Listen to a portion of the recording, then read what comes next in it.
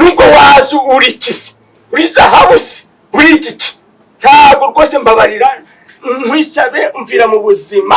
na rimwe sinzongera no kukubona mwaka kayira urukumva kandi n'ikindi gihe niba ushaka ngo tuzongera guhura nzahita ngutubura none umunsi wa mbere nzinywa urukumva nkasinda naragenda njyama nk'iminota 30 mbyutse ngira ngo nejo ugira ngo nejo gute se no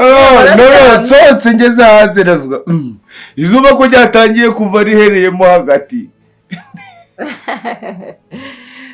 none se ariko okay twasohoka then ugafata icyo ushaka ntagafanta cyangwa icyayi mbese ubundi kamubaza ahantu heza hatuje uheruka gutungurwa ryari gutungurwa n'iki n'ikindi cyari cyo cyose mu buzima bwawe ryari ngerega ku munsi w'amavuko yanjye nibyo uheruka ko ngiye kugutungura nganungura ngize ngo ugiye kunungura unerure ukuguterura nabwo naguterura ariko nta ribyo byanzi. Amahoro y'Imana bane nawe wahisemo kubana natwe mu biganiro byacu bya buri munsi ndetse n'umusanzu wawe utwara ubonye. Niyo mpamvu dufashe umwanya kugira ngo tugushimire we wahisemo kubana natwe muri ibi biganiro bisanzwe dukora kuri iyi chaîne yacu. Ikiganiro The Contract kimaze kugera ahantu hashimishije kubera mwebwe ndetse n'urukundo mutwereka n'ibyo mukora kugira ngo dukomeze tubashe kuba twakomeza kubagezaho iki kiganiro uherereye mu majyaruguru cyangwa mu majyepfo burasirazuba cyangwa iburengerazuba no mu mujyi wa Kigali n'abatwumvira hanze y'igihugu cy'u Rwanda mwese turabakunda. Imana ijye bahimigisha muri byose mukora. Uyu munsi rero twongeye gufata umwanya kugira ngo tuganire ku kiganiro cyacu The Contract maze tukomeze duhane ibitekerezo ndetse n'ibyo utabashije kubona twebwe tuba twamaze kubona kugira ngo tubigusobanurire ubashe kuba uyireba wumva neza icyo uri areba ndetse wumva n'igitekerezo cyayo. Uyu munsi ibintu ni byiza ku mpande zose nituvuga ku mpande zose umuntu ufite ibibazo byawe wavuga ngo bitari kumugenda neza n'umugabo bita Mitsutsu uri gukomeza ahura n'ibibazo by'uko ndetse uko imiterere yiwe igaragara no kunavuga bigaragaza yuko yaba afite nk'ikibazo kiri mu mutwe ariko ntaga ari uko bimeze ahubwo no kubera yuko ari kwakundi amaraso y'umuntu umwe cyangwa undi abadakunzwe muri society ugasanga abantu benshi cyane bamufata ukundi kuntu atari kandi we akagombye kuba umwana mu bandi. Dore ko yagiye gusaba imbabazi bimubera ibibazo cyane mwabibonye yuko batangiye kumutuka bamubwira amagambo menshi cyane ariko burya iteka ryose umuntu naca bugufi ntago ari ukubera ko abatabuzi kuvuga ahubwo n'ukubera ko atabashaka intambara ahubwo abayishakira amahoro. Ubuzima busanzwe ubundi ni ukuvuga ngo abantu babiri cyangwa batatu iyo bari kumwe umwe muri bo bafite amahane menshi cyane ariko ntago ari ngombwa yuko ayo mahano yazana mu bihe bitandukanye byo umenya igihe amahane yawe agomba kuba yakorera cyangwa igihe wagomba kuba umunyamahoro kubera yuko rimwe na rimwe arigiye usanga ugize umujinya mwinshi cyane ugasanga hari ibintu byinshi cyane wangije nk'uno mugabo bigiye bijya utamenya ko kubana n'abandi bantu neza yitwaje ngo afite amazu yiwe kandi ntazi yuko ibi byose ari umuyaga ejo umuyaga cyangwa umutingito waza ukabikubita hasi maze ugasanga nawe asigaye nta kintu afite ari nyakamwe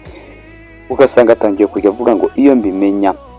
nari gukora iki ngiki nkabana n'abandi abantu neza. Burya baravuze ngo ibintu n'abantu iyo udafite abantu burya na bintu byawe nta gaciro biba bifite kubera yuko ibyo byose ari ubusa. Ni ukuvuga ngo rero uno musore ukiri mutoya ufite mushiki we bita Jojo we ikibazo kiwe ni ubukene ndetse n'ikindi kibazo afite ni ukubera ko ataramenyera cyane kandi ikindi ikibazo afite si ukuba yarakunze ahubwo ikibazo ni uko batangiye kumubuza umudendezo wiwe mu buzima busanzwe. Iyo umuntu ageze mu mujyi ufite umuryango asanze cyangwa umuvandimwe asanzemo maze amuha kondisiyo zibaho n'izitabaho zo kutavugisha abantu no kudahura n'abandi bantu zitazi impamvu abantu benshi cyane babikora. Si Mitsutsu wenyine bibaho no mu buzima bwa buri munsi. Ahangaha tugenda tubibona yuko umuntu ava mu cyaro cyangwa yivira mu giturage cyangwa avuye ahandi hantu akaza mu bundi buzima muri iyi sosiyete ugasanga bari kumuca ku bantu bose abenyamwigendaho kandi ibyo ngibyo ntabwo byakagombye kuba ariko bigenda mu buzima bwacu. Rero twirukanze cyane reka twigendere kuri couple zacu uko ari eshatu. Uyu munsi ndashaka ko tuzitseho dusangaho ibitekerezo ariko twirukanze duhereye Kiramani ndetse na Nyambo. Ho kubera ko Kiramani amaze iminsi arwaye bitewe n'urukumbuzi, inzu yamubanye ntoya, yamubanye agapfunsi rwose, aragenda akabura hajya yakicara akamubona ibivamo no kurya ntiyaryaga kubera yuko umukunzi wiwe yari yaramaze kugenda.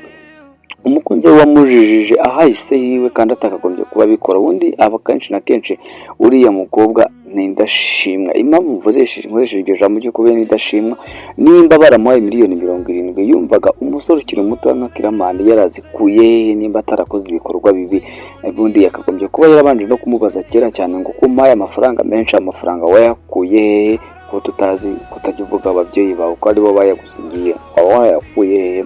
Bivuze ngo rero we yabaje kwikunda cyane kwiwe, arangije abona ko atagomba kwanga abandi, yatinya urupfu, kandi urupfu n'ubundi naho yaba ari hose kubera ko bakundanye n'ubundi hari abakimwirukankaho. Aka kantu n'agakaza ariko tubwirwa amaze kukavumbura yuko ubundi uwo bita Tayiga ndetse na sendika zabo bifuza yuko Kiramani atakagombye kuba afite umugore, ahubwo yakagombye kuba yitwa Kamirewo, agakomeza diru zabo maze bagakomeza kuba abagira igitafaranga z'amamiliyari n'amamiliyoni, bitewe n'uko badashaka yuko iyo yabona ikindi kimuvangira kitari uko atekereza ku mirimo yiwe.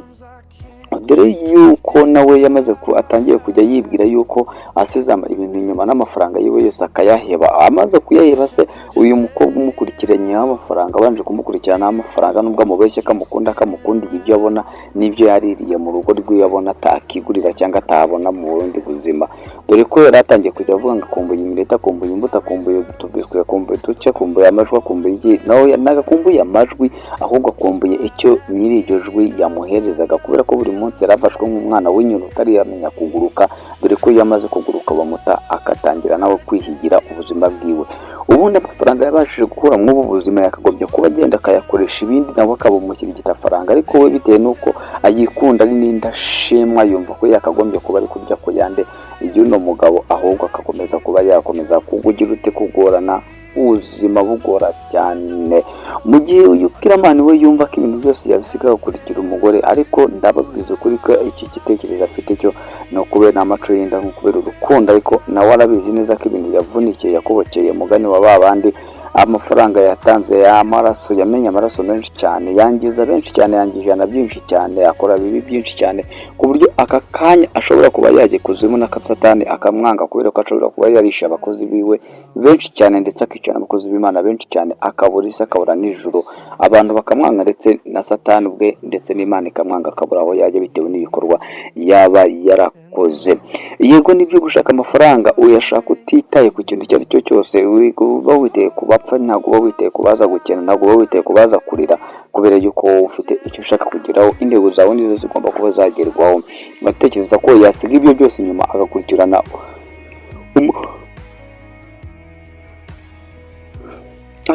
umukobwa utazi uko amafaranga akorera, uyarimo gusa aryabona bigenda neza cyangwa akabona bigenda nabi, akibaza impamvu zitandukanye cyane. Rero ni ibintu bitashoboka, nawe uzi ko bitashoboka neza, no kubera yuko no mugabo yamaze gukunda no mukobwa cyane, kandi yumva ko ubuzima bwe bwose ari umukobwa, nta kindi kintu cyaba cyagaragara cyangwa cyamufasha kitarimo uno umukobwa. Dore yuko we kumukunda ntabwo yamukunze, ahubwo we yakoze ibi ngibi kugira ngo ashe kumenya neza ku mafaranga yiwe afite nta mukobwa wamukatira. Ariko se umukobwa yakatiye ryari umugabo ufite amafaranga, ahubwo kaza ari bo baba bashaka. Nimba umukobwa yarataye umugabo we akamusiga akagenda akajya kumushaka, yewe yibwira ko uwo mukobwa we azamukutunga igihe kingana cy'igite, mu gihe yataye umugabo we bakundanye mu butoya bwiwe, maze agakurikira undi mugabo agata wa wundi wa mbere. Aba ari ikibazo gikomeye cyane, wakagombye kuba wibaza we Kiramani, ukibaza ngo nimba uyu nguyu yataye urugo rwa mbere maze yamara kuruta akaza nsanga ni iki bizatuma urwa ngerwo ataruta. Dore rero ibimenyetso byagaragaje ko Nyambo atakunda no mugabo, no kubera yuko we yikundiye ibintu kurenza wiwe. Ikindi afite ubwoba bw'uko yazapfa, ubundi se atekereza iki akabayicwe ndeko katuga, kandi byabaye ko bitasubira inyuma, bitewe n'uko ibihe byacu bigenwa n'umuremyi wacu, nta muntu wabisubiza inyuma. Ariko babaye babisubiza inyuma, Nyambo yakagombye kubisubiza inyuma akagera ahandi bacuruzaga imyenda yahuriye na uno mugabo Kiramani, maze mu gihe ari kubabwira ibintu byinshi cyane Nyambo akaba yagira ute yamukatira akigendera ntiyumve ibyo amubwiye ntamutegera amatwi, cyangwa se akabava mu bucuruzi ntabukore akibana n'umugabo wiwe Nsabi bifitiye amahoro yabo. Twabwiye ko tuvuga ku nkundo uyu munsi cyane cyane, reka turebe no kwanjye Nsabi uri ufitiye amahoro n'urukundo cyane rukomeye cyane, dore ko ibyishimo byabaye byinshi cyane yatangiye no gucururoroka. Uyu we ntabwo yifuza ko ibihe byasubira inyuma, dore yuko nawe yaba yihuye n'ufite amafaranga ugomba kuzamukorera byose, nubwo bwose Nsabi yumva ko ibintu byose yabyikorera, ariko ntabwo azi ko mu rukundo ndetse no kubana ari ibintu bibiri bigomba kubaho, ni ukugira ute ni ugushyira amaboko hamwe mugakorera hamwe mugatezanya imbaraga, dore ko ari nacyo gituma umuntu ashaka umugabo cyangwa agashaka umugore, bitewe n'uko ngo umutwe umwe ntabwo ugira inama yuzuye, ahubwo ukeneye undi muntu ukuzuza. Ubundi mu magambo makeya, abantu babiri cyangwa uwowe musore uri kugenda uri kunyumva, jya umenya yuko iteka ryose igihe uri wenyine icyo ubana wenyine mu nzu, jya umenya ko utaruzura, ahubwo ugomba kuzana ukuzuza n'umukobwa, kandi nawe bikaba gutyo nk'uko Bible nayo ibivuga. Si ibyo gusa kandi tuvuge yuko uno munsi tuvuga kuri Bobo ndetse na papa we Tayiga ndetse n'umukobwa Daniela. Uyu munsi dore ko byamaze kujya ahagaragara yuko papa wa Bobo noneho abashyigikiye kagomba no gufatira irembo Bobo, ariko ndeka babwira kakandi mukamenye, ntabwo no mugabo yishimiye ko umuhungu we yajya mu bagore yaza n'umugore, ahubwo icyo yishimiye nuko umuhungu we agiye kumugera muri business, nawe ari gukora igishoboka cyose kugira ngo Bobo agende hakiri kare, azane boro hakiri kare, maze amafaranga bayahikenye nawe akore hayiwe, dore yuko noneho amuteze umutego wo kujya kumufatira irembo. Mutekereza ko uno mugabo Tayiga azava ku izima akajya gufatira Bobo irembo, cyangwa se azabyihorera? Sinzi iyo wowe uko ubitekereza, niyo mpamvu mubwiye ngo andika igitekerezo cyawe ushyire muri comment, tubwire ukuntu uri kubyumva ndetse no kuri kubibona, ariko uko ubibona simbizi nimba ariko kuri, ariko niyo mpamvu ugomba kuduha igitekerezo cyawe kugira ngo natwe turebe ibyo namwe muba mutekereza, kugira ngo tumenye ibyo tugomba gukora n'ibyo tugomba kuba twahindura. Ndababwiza ukuri yuko nubwo mwandika comment mukibwira ko tutazibona, turazibona, ndetse zikagira no ku mwanditsi wandika filimi akamenya icyo muri gutekereza. Niyo mpamvu comment aba ari ingenzi mu buzima bwa buri munsi, kuri bikorwa cyangwa ku kiganiro cyangwa kuri filimi yacu de kontra Christine. Bobo yanezerewe cyane, ariko ntabwo ari kumenya yuko yari umutego atezweho kugira ngo ajye kuzana boro, dore ko boro yiwe kujya kureba ino boro ari gushyira icyuma ku izosi ku mutsi, maze wakinyeganyeza maze kigahita kiwuca amaraso akagushiramo, maze ugahita upfa, dore ko n'ino boro ifite urupfu rukomeye cyane. Reka mbabwire ngo wakoze kubana natwe, ariko nimba utarakoze subscribe yikore kugira ngo tuzabone mu bindi biganiro by'ubutanditse n'ibindi bikorwa bigiye kuzabica kuri chaîne yanyu. Njyewe nk'ibisanzwe muzehe Kongomani Gasogenda wangwa na bose, nawe utaha.